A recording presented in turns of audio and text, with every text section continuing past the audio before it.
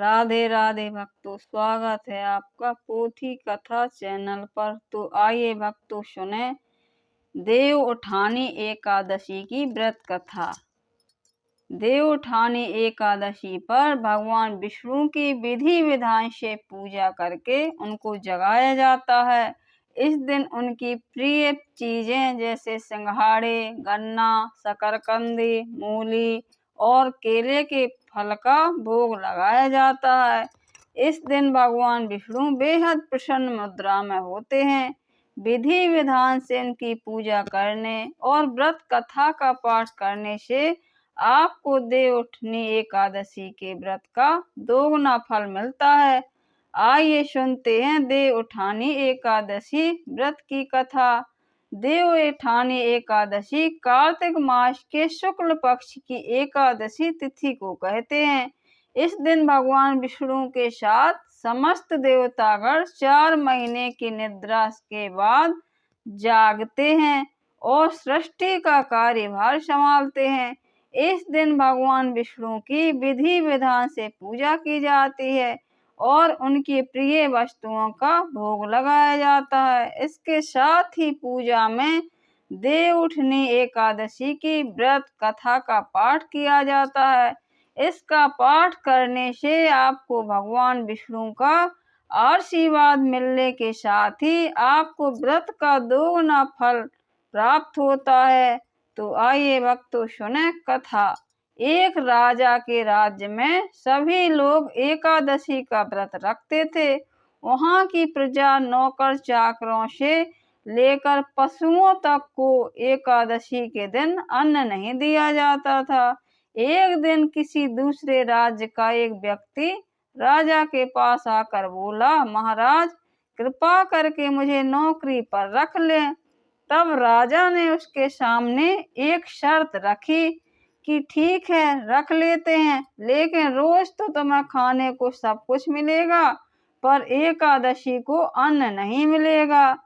उस व्यक्ति ने उस समय हाँ कर ली, पर एकादशी के दिन जब उसे फलाहार का सामान दिया गया तो वह राजा के सामने जाकर गिड़गिड़ाने लगा, महाराज इससे मेरा पेट नहीं भरेगा, मैं भूखा ही मर जाऊंगा, मुझे खाने के लिए अन्न दो। राजा ने उसे उसकी शर्त की बात याद दिलाई, फिर भी वह अपनी बात पर अड़ा रहा और अन्न छोड़ने को राजी नहीं हुआ।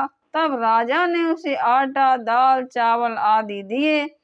वह नित्र की तरह नदी पर पहुंचा और स्नान कर भोजन पकाने लगा। जब भोजन पक गया तो वह भगवान को बुलाने लगा, आओ भगवान भोजन तैयार है। उसके बुलाने पर पीताम्बर धारण किए भगवान चतुर्भुज रूप में आ पहुंचे और प्रेम से उनके साथ भोजन करने लगे।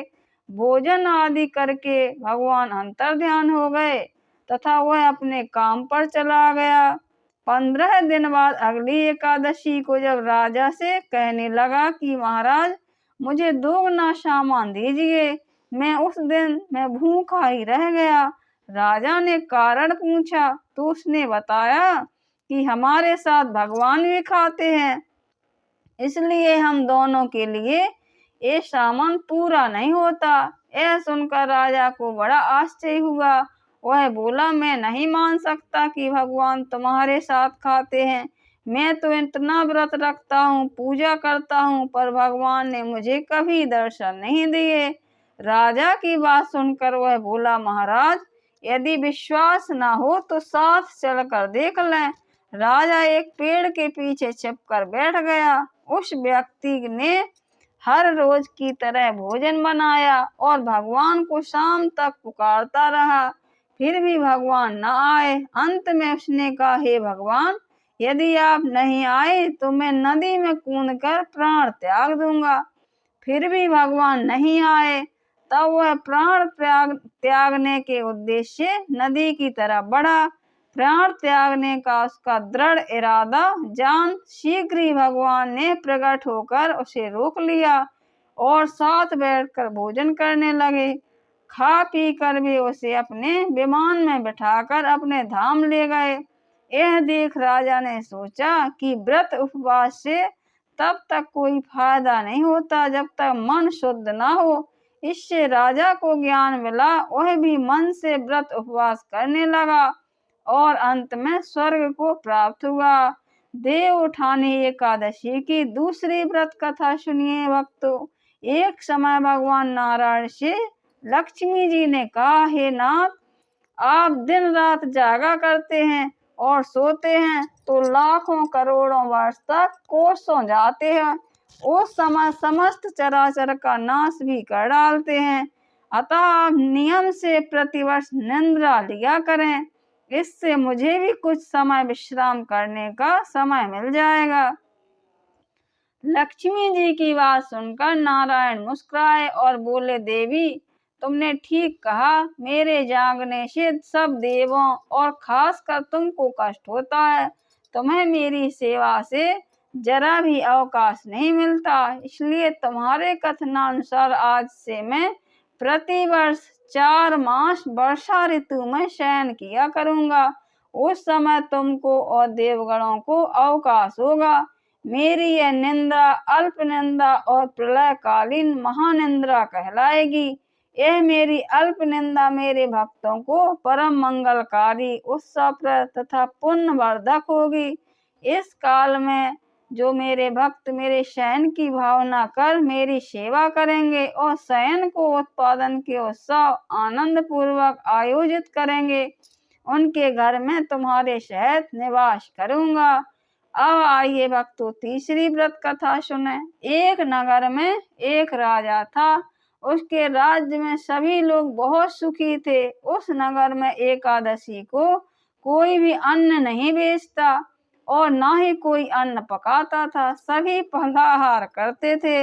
एक बार भगवान ने राजा की परीक्षा लेनी चाहिए। भगवान ने एक सुंदरी का रूप धारण किया तथा सड़क पर बैठ गए। तभी उधर से राजा निकला और सुंदरी को देखकर मोहित हो गया। उसने पूछा, हे सुंदरी, तुम कौन हो? इस तरह यहाँ क्यों बैठी हो?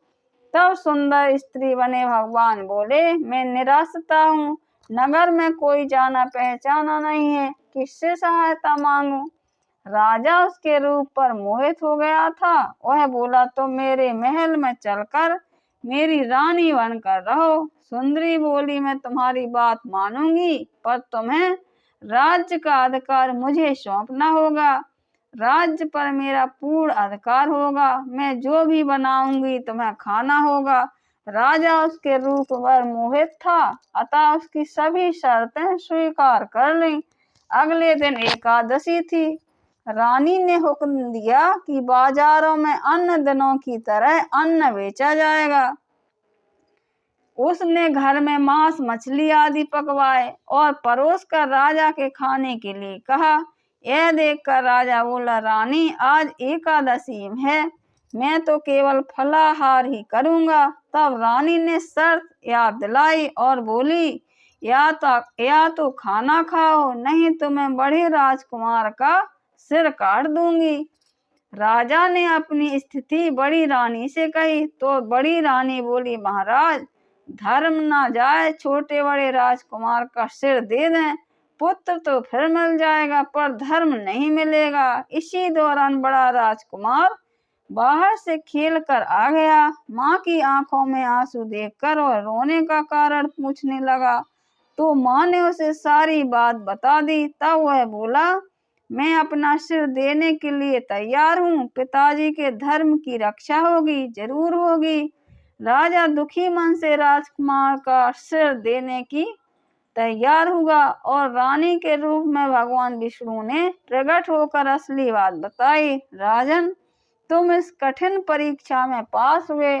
भगवान ने प्रसन्न मन से राजा से वर मांगने को कहा तो राजा बोला, आपका दिया हुआ सब कुछ है, हमारा उद्धार करें। उसी समय वहां एक विमान उतरा। राजा ने अपना राज पुत्र को सौंप दिया और विमान में बैठकर परम धाम को चला गया। बोलो विष्णु भगवान की जय, माँ लक्ष्मी मैया की जय। प्लीज माय चैनल सब्सक्राइब और लाइक करें।